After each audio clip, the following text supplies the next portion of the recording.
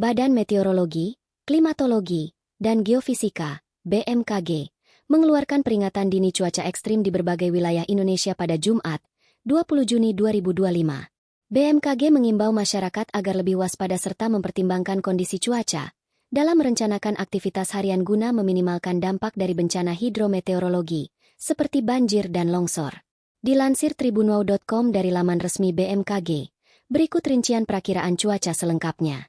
Waspada, hujan sedang lebat.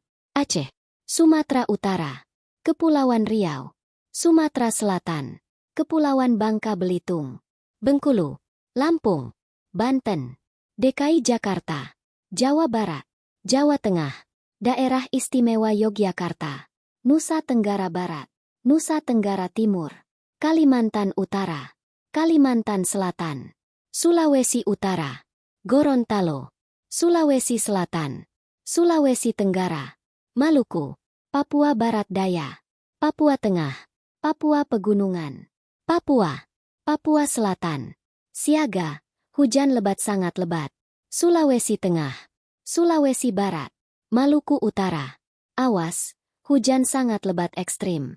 Nihil, peringatan dini angin kencang. Aceh, Bali, Maluku, Nusa Tenggara Timur.